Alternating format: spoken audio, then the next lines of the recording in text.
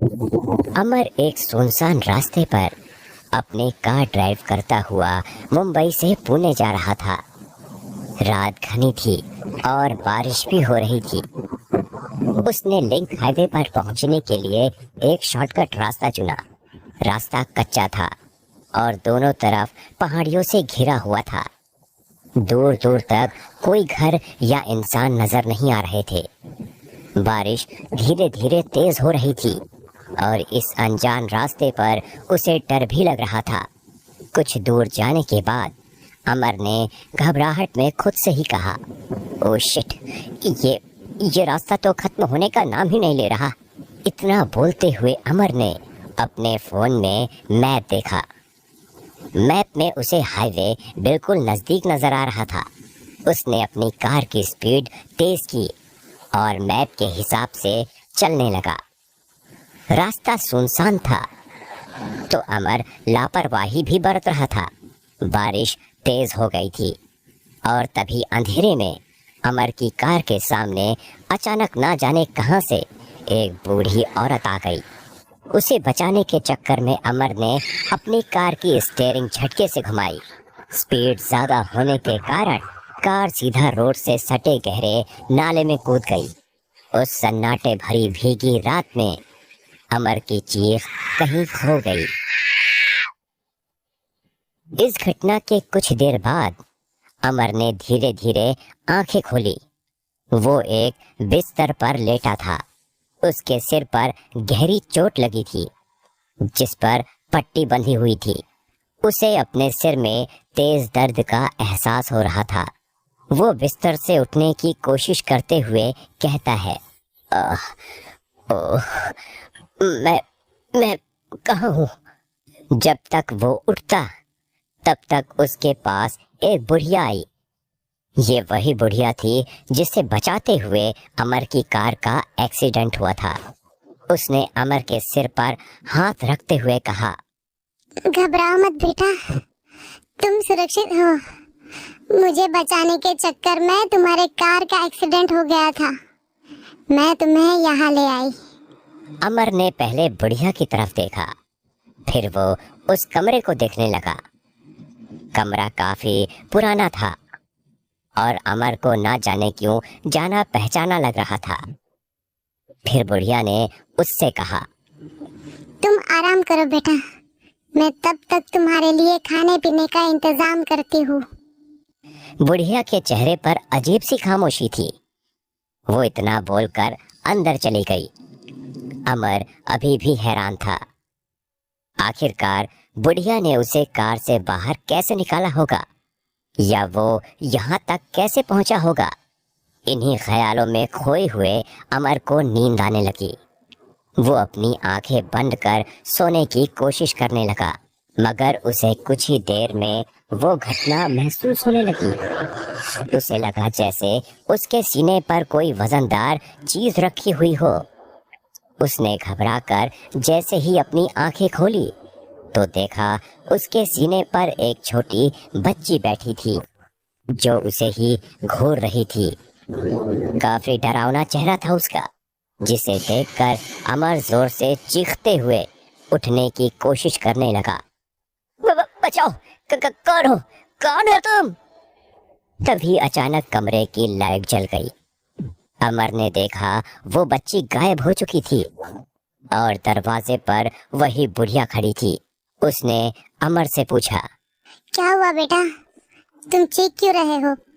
अमर ने घबराई आवाज में उससे कहा कि कोई बच्ची अभी उसके ऊपर बैठी थी। बुढ़िया ने उससे कहा कि यहाँ उसके अलावा कोई नहीं रहता। जरूर उसने कोई डरावना सपना देखा होगा। अमर के लिए ये सब समझना मुश्किल हो रहा था। उसने बिस्तर से उठते हुए बुढ़िया से कहा, मैं अब बिल्कुल ठीक हूँ। मुझे कहीं जल्दी पहुँचना है। मेरी जान बचाने के लिए आपका बहुत बहुत शुक्रिया। इतना बोलता हुआ अमर उस घर से बाहर निकलने लगा। तभी उस बुढ़िया ने उससे कहा, बेटा, बाहर तेज बारिश हो रही है और जिस रास्ते से तुम जाना चाहते हो वो इतना भी छोटा नहीं है। मेरी मानो तो तुम्हें इंतजार करना चाहिए बारिश कम होने का। अमर ने जैसे बुढ़िया की बात को अनसुना कर दिया हो, वो उस घर से बाहर निकला।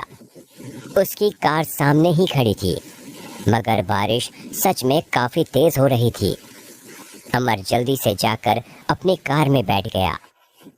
वो उस इलाके को देखकर सोचने लगा, कैसा इलाका था वो। दूर दूर तक उस घर को छोड़कर कुछ भी नहीं था, सिवाय छोटी पहाड़ियों और कच्चे रास्तों को छोड़कर। बहरहाल जो भी था वहां से चल पड़ा।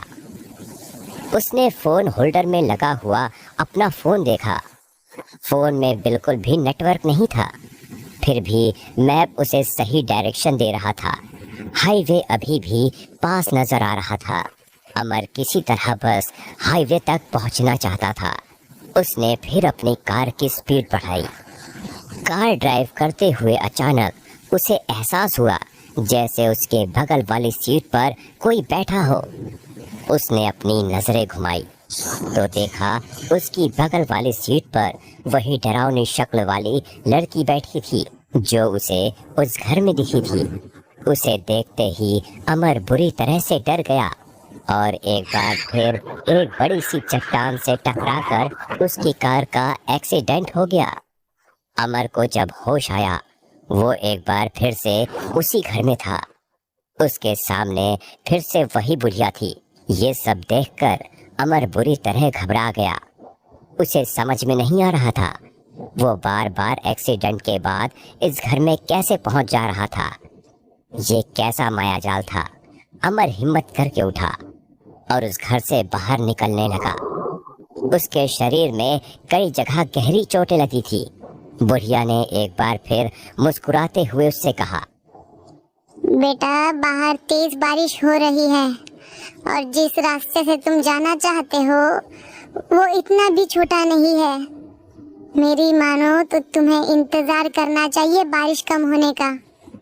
अमर घर से बाहर निकला। इस बार उसने अपनी कार भी नहीं ली। बारिश अभी भी काफी तेज हो रही थी। अमर उस सुनसान रोड पर बेतहाशा भागता जा रहा था। उसके शरीर पर जगह जगह ताजे चोट के निशान थे। कुछ दूर जाने के बाद अमर को अपने घावों पर तेज जलन का एहसास होने लगा। उसने महसूस किया आसमान से अल्कोहल बरस रहा था, जिस वजह से उसे ये जलन हो रही थी। अमर जमीन पर गिर गया और बुरी तरह से तड़पने लगा। बचाओ मुझे, बचाओ, बहुत दर्द हो रहा है। बारिश देखते देखते फिर से बदल गई। इस बार अल्कोहल की जगह खून बरस रहा था। अमर के शरीर में चीखने की भी ताकत नहीं बची थी। धीरे धीरे उसकी आंखों के सामने अंधेरा होता चला गया।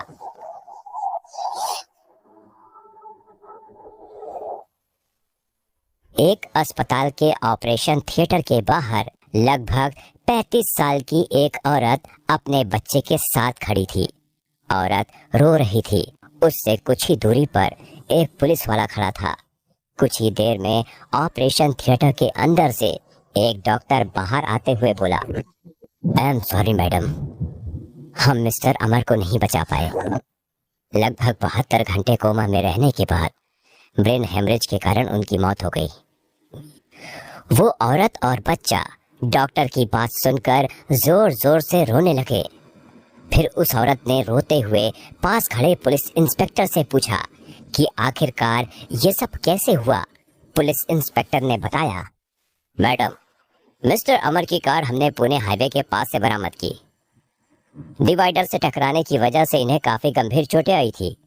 सांसें चल रही थी मगर ये कोमा में जा चुके थे। हमने और पड़ताल की तो पता चला मिस्टर अमर काफी नशे की हालत में थे। उन्होंने पुणे हाईवे पर जल्दी पहुंचने के लिए एक शॉर्टकट लिया था, जहां रास्ते में नशे की हालत में उन्होंने एक बूढ़ी औरत और एक छोटी सी बच्ची पर कार चढ़ा दी थी और उन दोनों ने मौके पर ही अपना दम तोड़ दिया था। पुलिस से बचने के लिए वो वहां से भागे। कार की स्पीड ज्यादा थी जिस वजह से उनका एक्सीडेंट हो गया। हम उन्हें फौरन अस्पताल लेकर आए मगर डॉक्टर उन्हें नहीं बचा पाए।